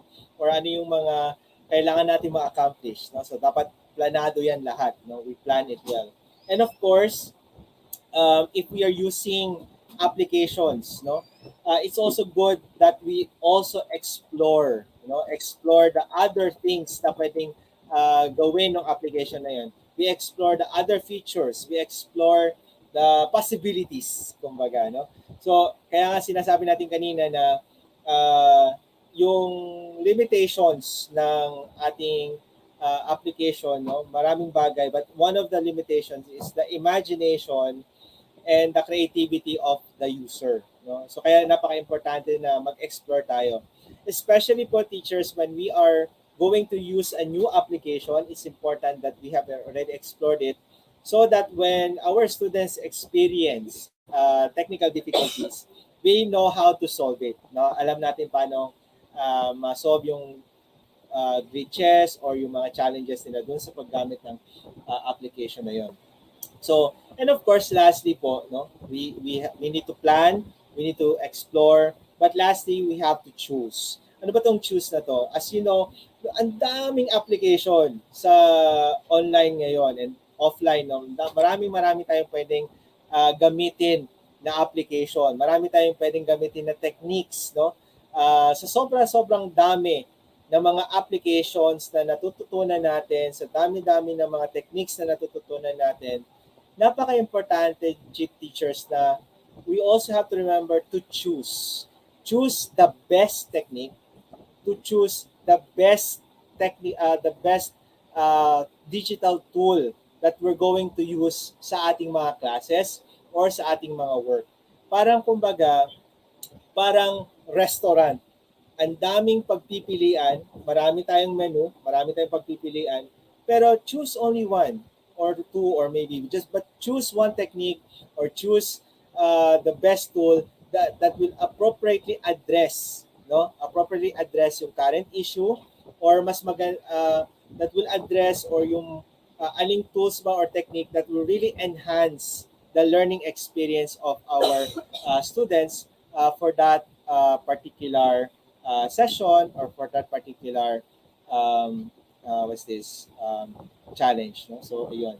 So remember, teachers, always plan, always explore, and choose the best tool or technique for our students, no, to enhance the learning experience of our students. And with that, maraming salamat sa pakikinig, and I hope you have learned something from us tonight, no? So ayan, so again, this is Romeo, your EdTech Explorer. So if you have time, please do subscribe to our to our Facebook page and to our YouTube channel, the EdTech Explorer. And of course, mag-subscribe din po tayo sa Kaagapay. Maraming salamat, and back to you, Sir Franco. So, Sir Romeo. Okay, ayan. Okay, so I think we can proceed, Sir Romeo, for our question and answer. If our teachers have questions, okay, we'll just wait for Sir Romeo to go back into our live stream. Yan, okay. Hello, Sir Romeo, and thank you once again for that very insightful session with our teachers. Okay, teachers, now if you have questions or concerns, okay, you may now type your questions or insights in the chat so we could address them, and we could our speaker can address those questions. Okay, kanina Sir Romeo may isang kanina baka lang nagulat tayo. I think nagulat ka din. Ako rin kasi nagulat we said to our teachers that aside from the wonderful things about Google Docs or Google Slides and Google Sheets is that you can actually do live chatting. Kaya lang kanina if you notice wala hindi lumalabas yung live chatting Yeah, option mo. oo. Tama ba? Okay. Oo, wala siya. So I actually look into it kasi sabi ko bakit nga nawala kasi normally dapat nakikita mo kaagad 'yon kapag naka-live na yung mga participants mo, okay? Correct. So meron lang isang slight change Sir Romeo dun sa protocol natin when you're doing live chatting, okay? Ang live chatting natin ngayon sa Google Docs, Google Slides, saka Google Sheets will only be available if if the file is directly shared with the person. So it's not being accessed via a link. Ibig sabihin, the person was added as like an editor or a viewer or a commenter directly into the document. Otherwise, hindi niya ma-access or hindi natin makikita yung live chatting. Okay? So kanina, what I did was to experiment and look into it. And when I add my other accounts to the document, I was able to access the live chatting. Okay?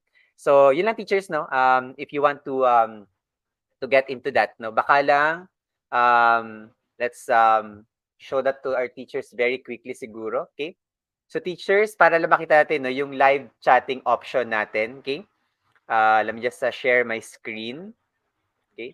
So ito yung sabi namin ni Sir Romeo kanina, okay? Kapag sa document po tayo teachers, yan, nasa Google document ako ngayon Sir Romeo, okay? Makikita nyo doon sa upper right corner ng screen nyo, meron kayong live chatting button. Ayan. Okay? So, meron kayong chat. Okay? But again, now, it's only available if the person has been added into the document. So, what does this mean? Ibig sabihin ng teachers is pag pumunta tayo kay share, okay? Hindi natin i-share yung document via link. Okay? So, kailangan yung tao nandun siya sa taas, naka-add yung email niya. Okay? And when you do that, you'll be able to chat with other editors in your document. Okay? Para lang aware mga teachers natin. Okay? I have, I think, a question here, Teacher Romeo. Okay? From Teacher Ivy Rose Lucido. May I know, sir, how can I use PowerPoint and Word using cell phone? Can I use it for free? It may not be rated, but I really want to know. Baka may input din po tayo. Yeah. Okay. So aside part po, Sir Franco, maybe the others can also, our other teachers can also type their answer in case meron silang experience regarding this one. But so far, based sa aking experience lang po, the PowerPoint and yung mga Word document, usually naka-install na kasi siya sa mobile device na at least na purchase ko na, kaya nagagamit ko siya sa device, no? But last time kasi na-experience ko rin, parang may bayad yung pag mag-download ka ng application na to, no? But that's a very long time ago, no? Long time ago na yun. But currently, yung sa mga mobile phones na nabibili, may pre-installed na document, Word document and PowerPoint. So yun. Sir Franco, baka meron kayong gustong i-add doon. Yes, so actually meron 'yan, may mga mobile applications 'yan ano. Even the entire Microsoft Office 365, okay? Lalo sa mga teachers natin from the public school na meron po kayong free Microsoft Office 365. I-maximize po natin 'yan via our DepEd Google account. And DepEd DepEd Microsoft accounts pala no. So meron po kayong access to that no, even in mobile, tablets or in your laptops no via browser. Okay? This one is from Teacher Kirsty. I think we can show this, no, Sir Sir Romeo. Okay, sir, for the Jamboard a while ago, can the teacher temporarily disable pupils access to annotate? Kasi kanina parang siguro na ano si Teacher Kirsty, baka pag ginamit niya to sa class niya, magkaroon ng mag-chaos at mag-annotate yung mga students no during her class no. So paano nga ba ito, sir, pwedeng i-limit? Okay po. Similar lang din po dun sa ako kung ako yung gagawa teacher no. Ang ginagawa ko lang is papalitan ko lang yung sharing setup. Wait, let me just share my screen. Sir Romeo, ako na lang na mag-share. And then I'll Sige po, show go what ahead your po. ano. Yes. Yeah. So bali ang ginagawa ko lang po para hindi po magamit na nung ibang or hindi na maka-add ng content yung ating mga teachers or yung mga participant doon sa Jamboard na yon, pinapalitan ko lang yung setup ng sharing natin from editor to viewer na lang. So yung nakikita natin ginagawa ni Sir Franco, ganun lang yung ginagawa natin. Change it from editor to viewer. So that that way hindi na po makaka-edit yung mga ibang collaborators natin sa Jamboard. So yun po. That's one way to do it po. And of course, Sir Romeo, pag ready na magpa-edit, i-change mo lang ulit to editor and okay na rin yun. Makakapag-edit na ulit yung mga estudyante nyo no, about Yes. Correct po. your Jamboard. Okay? Yes, no. Oo, thank you. Maraming salamat, Teacher Kirsty. Kirsty, no. Live chat also works when you share the Google slide through Google Classroom. Okay? Siguro ang pine-prevent siguro ni teacher ano no ni Sir Romeo no dun sa pagbabago ng protocol sa live chatting is yung chatting of everyone. So talagang ang Correct. purpose nito siguro is that those who are only authorized to chat yung pwedeng mag-chat. Okay? Ayan. Okay, so mukhang wala na tayong questions from the chat teachers, no? Okay? Ito pala, from teacher Lorena Villano. Okay? Sirs, if I insert a video from YouTube in Google Slides, that it add up to my Google Drive storage? Ayan. So far po hindi ako kasi personally hindi ko pa masyado tinitingnan yung Google Drive storage natin, no? Kasi ang ginagamit kasi namin Google Workspace for education yung account namin. So medyo hindi ko pa siya tinitingnan. So I don't know kung nadadagdagan siya, but if we will just add siguro pag 'di ba pag nag-add tayo ng contents, usually nag-add up din siya. So most likely baka nag-i-increase din yung file size niya. But for me personally, hindi pa ako masyadong tumitingin. Okay, hindi pa ako masyadong nagiging particular sa sizes ng Google Slide natin sa Google Drive. Yan. Baka kayo Sir Franco may experience po kayo. Yes, thank you, Sir Sir Romeo. No, actually, that's the beauty of Google Slides, teachers. No, whatever content you add there, as long as it comes from YouTube or Google Drive, doesn't add up to your Google Slides weight. No, so, ibig sabihin walang redundancy dito. Okay? Kasi 'di ba usually, Sir Romeo, no, yun yung nagiging problema natin kasi sa ibang presentation makers. Pag nag-add ka kasi ng media, the media adds up to the weight of the presentation. Kay Google Slides, hindi yan nangyayari. Kunyari, nag-add ka ng photo from your Google Drive, basically, nakalink pa rin yun sa Google Drive mo. Kapag nag-add ka ng video from your Google Drive, sa Google Drive mo pa rin yun. Hindi siya nagdo-double. Okay, so don't worry, teachers, no? Lalo na kapag YouTube video. Because essentially, what happens there, no, teachers, is that you're just simply linking the YouTube video to your presentation. Okay? But essentially, it will not take up space. No? And that's, again, the beauty of collaboration between or integration no ng mga Google Workspace tools natin. Okay? So So in other don't words worry, po, Sir save Franco, yan. parang paano po, Sir Franco, no? Parang link lang talaga siya to that file. Yes, oo.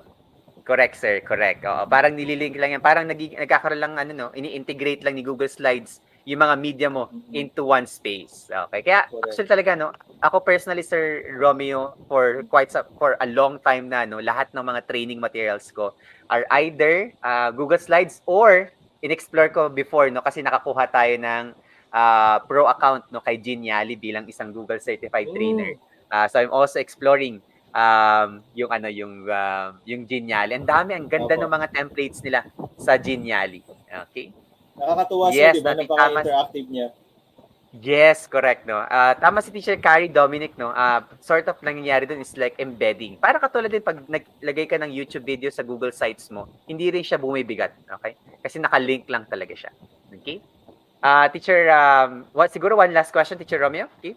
Mm. This is from Teacher Ivy. Hello, sirs. Can I use Windows 10 in Celeron processor laptop? Ay, naku, mukhang very technical tong question to. I tried to use it, but it doesn't work. What should I do? Ayan. So far, Celeron is very quite, ang alam ko kasi ang Windows 10, medyo nagre-require siya ng higher processor no kasi medyo maraming ang tawag doon, marami siyang nire-require. Um, Based on experience, tinry ko, try ako ng Windows, ito Windows 7 pa lang to, no? Windows 7 sa Pentium 4, medyo mabagal na talaga siya, as in gumagapang na siya. So, kung Windows 10, I don't think na baka mag-run siya. Most likely, kailangan na nating mag-upgrade siguro ng ating hardware. No? But I'm not an expert of this this kind of technicalities. No? But usually, kailangan na natin mag-upgrade ng ating hard processor pag ganito. Or, kasi ako usually, ang preferred ko pag sa mga devices, usually naka i series ka na. No kasi kahit ang i3 ngayon medyo mabagal na rin siya pag medyo matataas na yung mga applications na ginagamit natin. So kung may budget, bili tayo ng higher application. Ayan. Yan. Mukhang kaya naman, ano, well, technically, compatible pa rin siya. Kaya lang sobrang bagal na po, no? Hindi niyo na Oo. rin ma-maximize yung inyong time with Celeron. So, I think it's time to upgrade. Kasi usually teachers, no, um, yung habang nag-update yung mga applications, mga OS kasi Mm-hmm. may mga bago na dadagdag din diyan na hindi kaya ng mga old processors natin. Okay? So, try din po natin 'yan. Okay? Correct.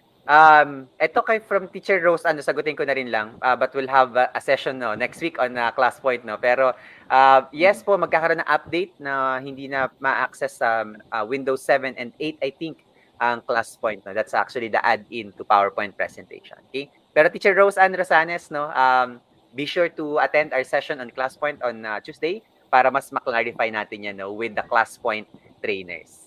Okay. Yan. Okay. So I think teachers, yun na muna for now ang ating mga questions na we'll try to address no.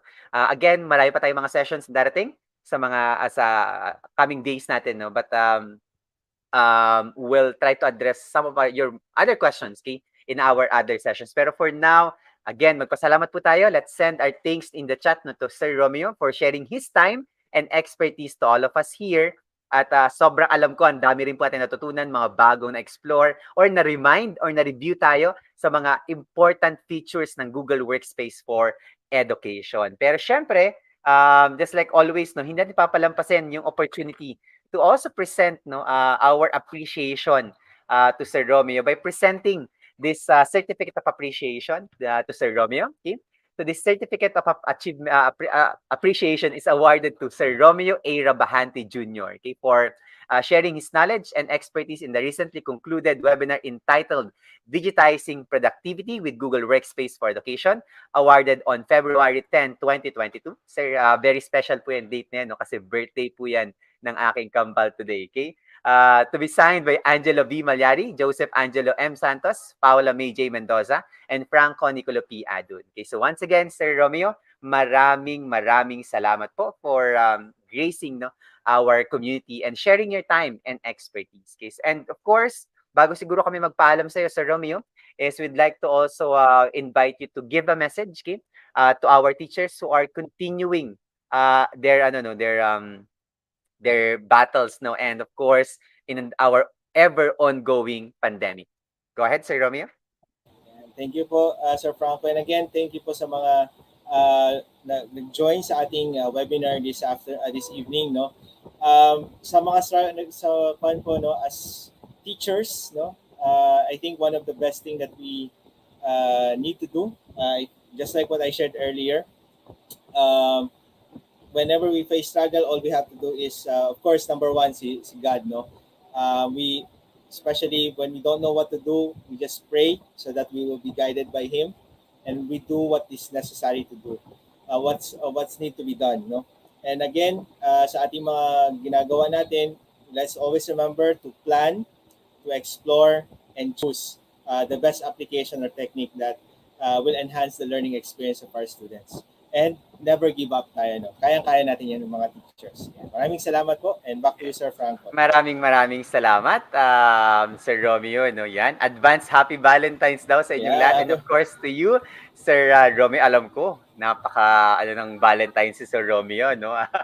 Ano yan, Din, sir. meron na kagad, yes.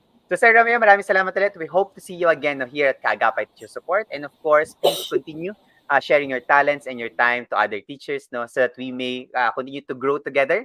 And again, our hashtag, no, guro para sa iba, no. Thank you for embracing that ideal, no, for our community. Maraming salamat, Sir Romeo. Paalam po. Maraming salamat po. Paalam po sa lahat. God bless. Happy Valentine's. Yes, happy Valentine's po. Yan, teachers, no, maraming salamat. So before, by the way, tayo magtapos, teachers, no, at ako magpaalam, no, at bigay ko po ang ating evaluation link para sa araw na to. Gusto ko lang pong bigay ng konting shout out, okay? A very, very special shout out, no, to these two special girls. Ayan, okay? I would like to greet, no, my daughters, okay, Effie and Emmy, a happy birthday.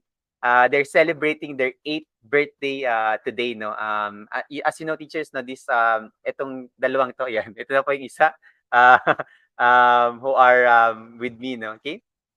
Celebrating their 8th birthday. So again, teachers, maraming salamat, no, for this of course, no, they are part, no, of my inspiration as to continue to serve our community. Ayan, ito pa po yung isa. Yan. So say hello. Yan. Okay, go. So teachers, maraming salamat ulit. And here is now your evaluation link, teachers. Okay? So please evaluate our session for today at https /tinyurl.com/lab series P3 replay. Okay? Please do let me know, teachers, if it works and you can access the link, no, para po magawa natin paraan, or I can activate it if it's not working. Okay. So please do let me know as soon as possible if it's working. Yeah. Okay. Thank you po, Sister M. Yan. Okay. May pag-greetings pa ang mga teachers. Maraming salamat, teachers, no. Yan talaga to my family, diyan talaga tayo humuhugot, no, ng lakas na to do everything that we do for others. Okay. So teachers, let me know if the link is working. Okay. Once it's working, teachers, yan. Okay, maraming salamat po sa greetings, teachers. Okay. For all your lovely greetings. Okay. So we'll just wait if our link is working. Let me just confirm.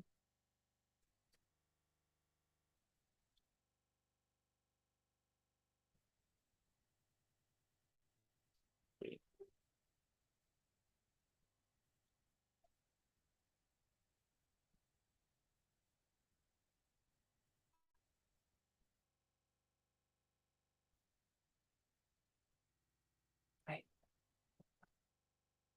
I think, sorry teachers, no, I think I've shared the the wrong link. No, let me just do something about that first. Okay, edit ko lang. Okay, muna natin, teachers. Okay, let me just fix that, teachers. No, okay, before I continue. Okay, I think it's not working. Nasa iba pala, no? Sa replay na kagad yung ano na link natin. Let me just go over the teachers na for a while.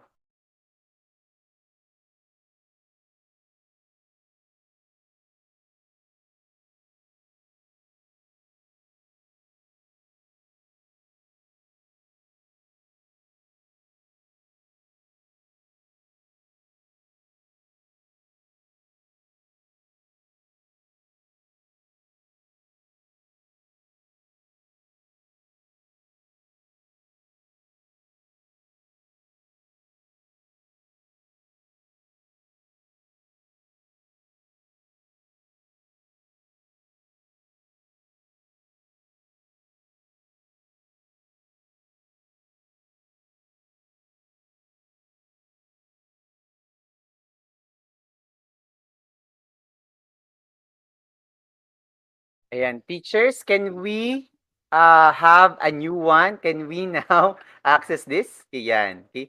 Working po. Ayan, okay. It's a Twitter account po. Okay. Love series replay. Yan. So teachers, if it's not, can you please? Parang naligaw po tayo, teachers. Sorry, naligaw tayo sa ating evaluation link, no? So please do let me know. Okay na po, working na po. Yan. Maraming salamat, teachers. And thank you, no? Sorry for that mishap. Okay. Yan. I think teachers are now starting to evaluate. Okay.